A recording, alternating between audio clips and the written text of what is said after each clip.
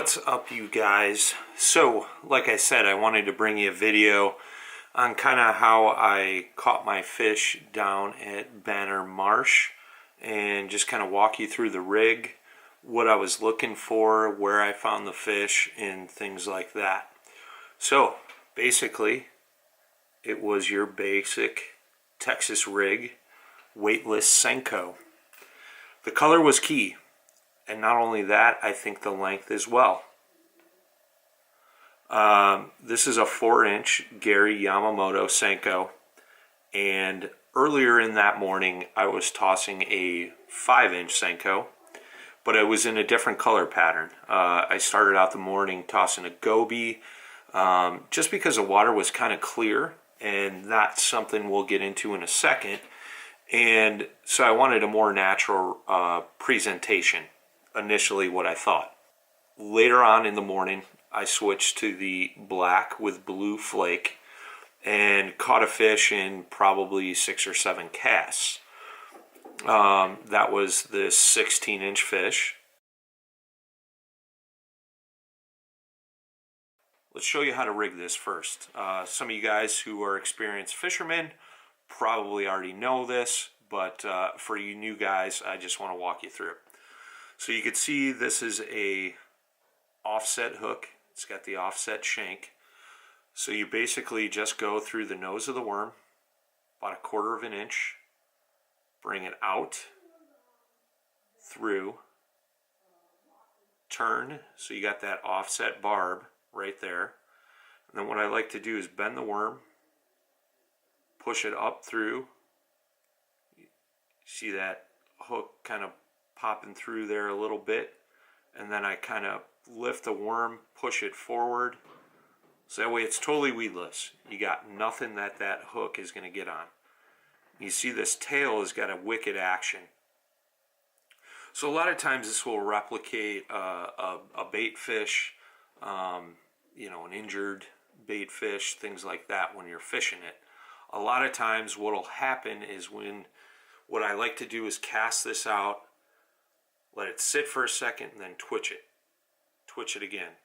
And this thing kind of skitters through the water, and it's got a slow fall because it's weightless. And the reason why I ended up going to this is we had that cold front blow in.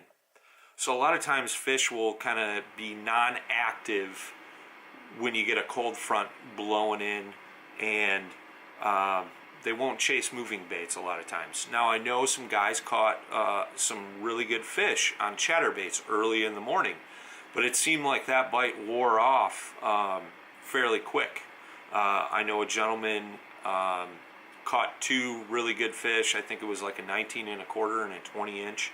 First thing in the morning off a white and chartreuse chatterbait, and then couldn't get a bite the rest of the day. So I tried throwing that chatterbait in the morning, but my instincts were telling me, hey, cold front, fish are going to slow down. They're not going to be super active. So I started throwing this Senko. Later in the day, in this video clip, you can see that there's tall grass along all these shorelines. And I was looking for wind-blown points. And right behind those points you'd have some still water. So the fish are just hanging in that slack water, waiting for bait fish or whatever to blow by, coming out, grabbing it, and then moving back into the weeds. And they were just kind of right in those reeds with their nose poked out, waiting for this to slowly fall and twitch a couple times, and they were coming out and grabbing it. So as the day progressed and I was catching fish, I noticed one thing.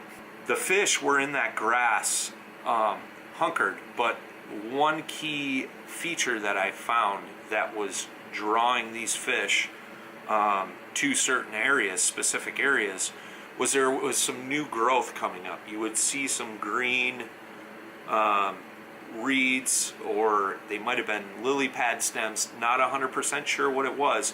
But if you found that green new growth on those certain points, there was a fish there. So I mentioned clear water. On those points, you know, there was kind of like a silty, mucky bottom. There was a lot of gravel, but there was a lot of silt sitting on top of that. So when the wind was blowing through, it was kicking up that silt and it was muddying up the water. So, like I said, I was looking for just behind those points where you had the new growth in clear water. If the water was dirty, there usually wasn't a fish. You know, the fish couldn't see the bait coming by. So that's just one key point I wanted to bring up, is when you have some wind. You know, we had some wind kick up later in the morning, and it was murkying up that water. And, you know, that clear water pocket right on that point where those fish could see, they could see bait fish or whatever coming around that corner. The fish were there. And I don't know how else to explain it, but if you're looking for that stuff, it could definitely help. That definitely helped put fish in my boat, and maybe it'll help you in the future. So yeah, hope this helps, guys. Senko, and get out there, enjoy your time on the water, and put some more fish in your boat. Until next time, tight lines, smooth paddling. Boom!